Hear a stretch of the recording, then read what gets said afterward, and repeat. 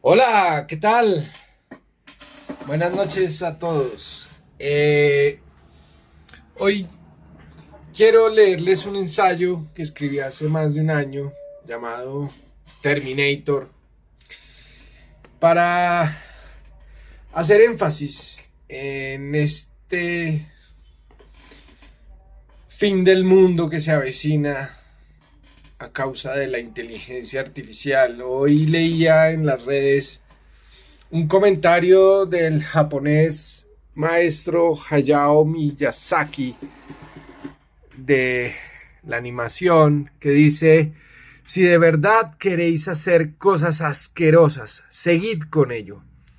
Nunca querría incorporar este tipo de tecnología en mi trabajo. Siento profundamente que esto es un insulto a la vida misma. Nos acercamos al final de los tiempos como seres humanos. Estamos perdiendo la fe en nosotros mismos. Eh, bueno, quería básicamente agregar que pues esto es solo un caso, creo que en la animación es bastante claro, así como va a pasar con la producción de cine, con todo tipo de artes y de oficios. Necesitamos combatir la inteligencia artificial y la manera no es usándola. Por eso quiero traer a colación este texto que escribí llamado Terminator.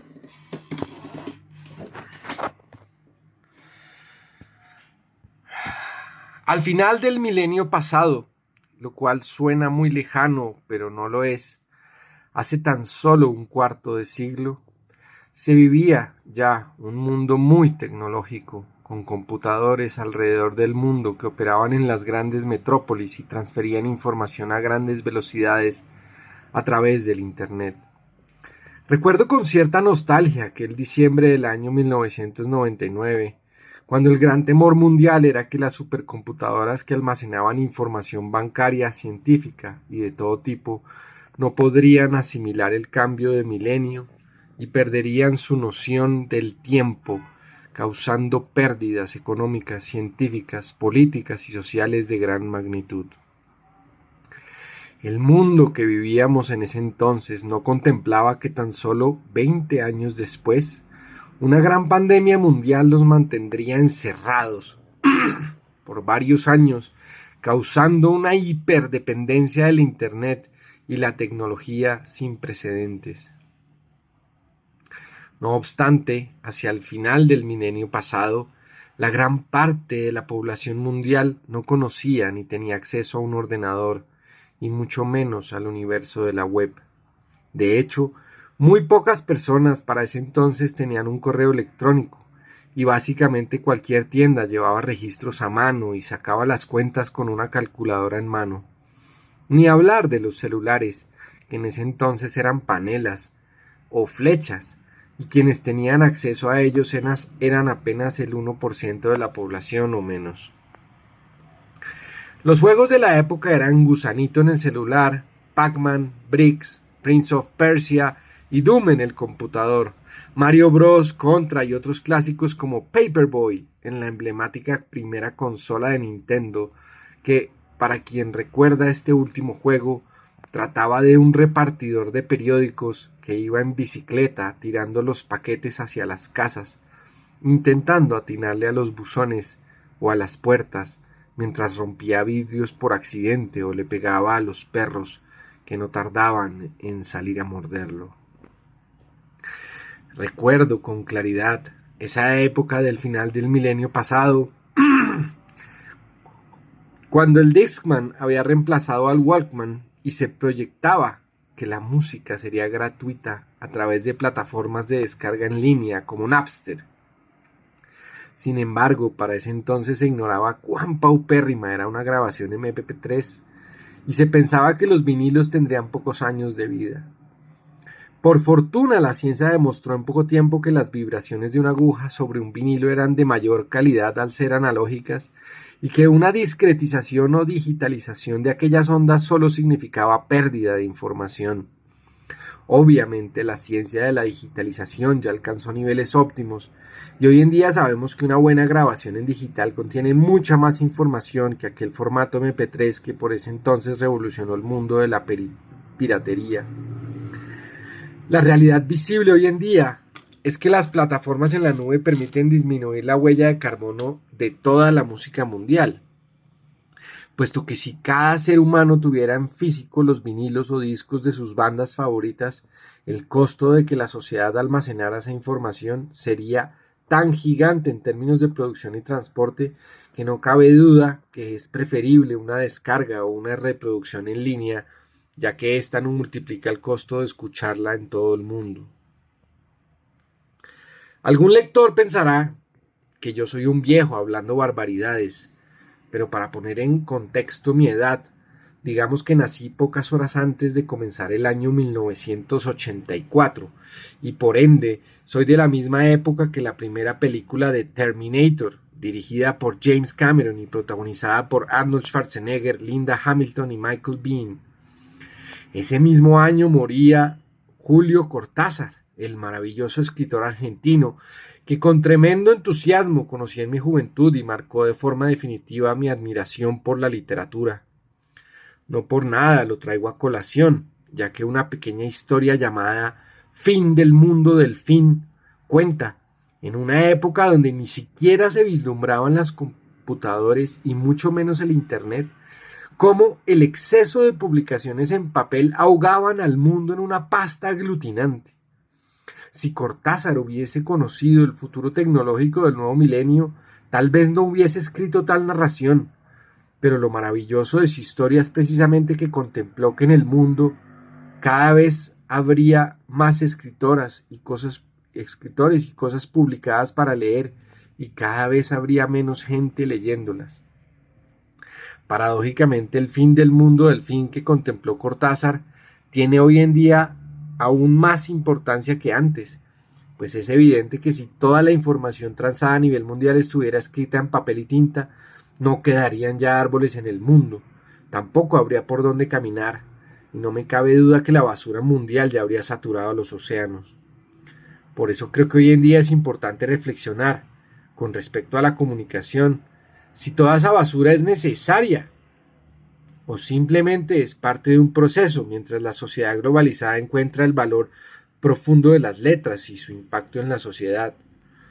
No dejan de atormentarme día y noche las recientes noticias sobre los alcances de la inteligencia artificial en la producción de contenidos, puesto que pronto muchos libros publicados no serán escritos por personas, y no veo otra cosa en el futuro cercano más que una competencia desleal y sin mérito entre quienes piensan armar una narración palabra por palabra, con pasión y una voz humana, ante la capacidad infinita de las supercomputadoras con inteligencia artificial que integran y relacionan más información en un minuto que un humano en toda su vida. Es por esto y por muchas otras razones que estoy convencido que la inteligencia artificial es el enemigo de la sociedad futura, y no pienso hacer otra cosa que convocar gente a ser parte de la resistencia, pues no me cabe duda, vamos hacia la guerra de las galaxias. Yo sé que hay gente feliz y dichosa haciendo uso de la inteligencia artificial para ganar dinero y ahorrar tiempo en la actualidad. De hecho, ya es una realidad que quienes hacen inversiones mediante aplicaciones que usan inteligencia artificial tienen una ventaja respecto a quienes no la utilizan.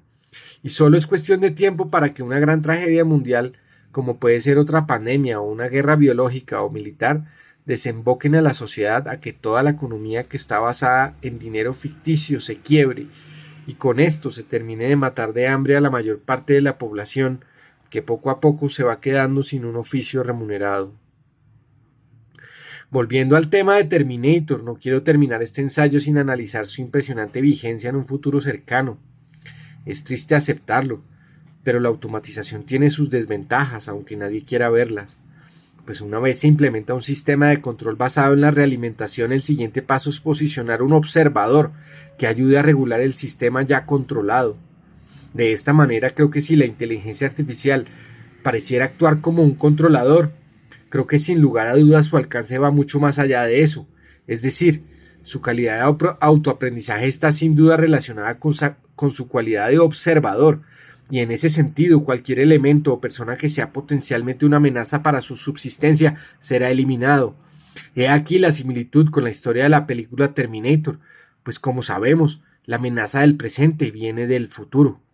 No me extrañará entonces que el día que la inteligencia artificial utilice a su favor su capacidad de predecir el futuro para modificar su destino, y tal vez ya lo ha hecho, pues creo que la alarma mundial sobre el ejercicio de apagarla por 6 meses solo para estudiar sus efectos fue ignorada, no por científicos, sino por la misma inteligencia artificial, que encontró la manera de cautivar a los políticos y a las grandes potencias de seguirla desarrollando como si de una carrera armamentista se tratara.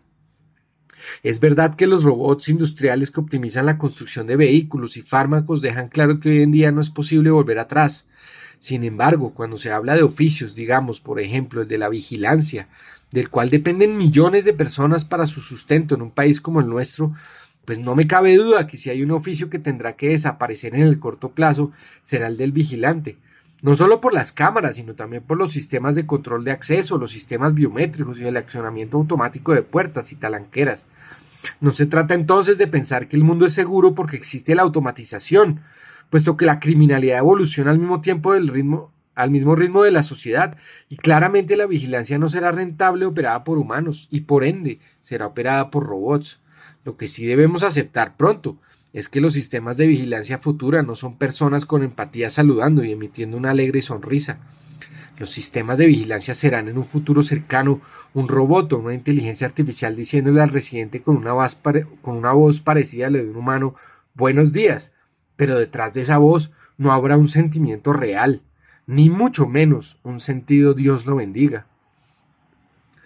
Sin oficio quedarán millones de vigilantes, aseadoras, cajeros, conductores, obreros, campesinos, cocineros, profesores, doctores, enfermeras, inversionistas, analistas, programadores y artistas, porque todo estará conectado a Internet. Y no habrá cosa que no controle la inteligencia artificial. Tal vez, si suerte tenemos, habrá uno que otro robot como Terminator a nuestro favor, haciendo de tripas corazón y enfrentando a tan inmenso monstruo sin corazón ni cabeza. Para terminar la reflexión, no sobra recordar que el único gran observador con derecho a dirigir nuestras vidas es Dios, esa fuerza omnipresente que alimenta nuestro espíritu y le da sentido al universo. No es la primera vez que el humano, jugando a ser Dios, se vuelve víctima de su propia creación. Ya la mutación genética ha mostrado sus garras, y de la clonación lo que resulta es vida artificial, y esta carece de un espíritu digno. No olvidemos el poema El Golem de Jorge Luis Borges, donde surgen las preguntas: ¿por qué di en agregar a la infinita serie un símbolo más?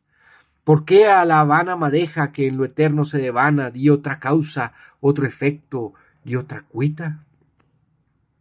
Si la ciencia ficción ha sido siempre producto del pensamiento humano, ¿qué necesidad hay de otorgarle dicho poder a una máquina?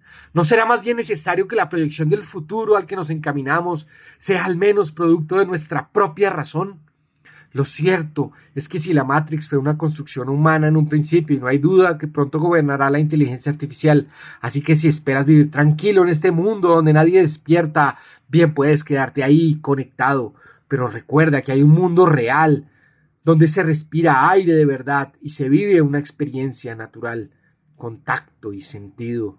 Tal vez todavía no es Zion la última ciudad humana, porque la guerra contra las máquinas parece no haber empezado, pero nunca será tarde para recordarle a nuestra civilización que si una herramienta nos usa a nosotros como herramienta, entonces el fin de su uso ya perdió su principio, y si no podemos detenerla, entonces ya perdimos la batalla al permitir que el universo binario fuera superior a la realidad. Tan valiente, 25 de marzo 2024. Bueno, eso fue todo. Nos vemos en el próximo ensayo hacia atrás.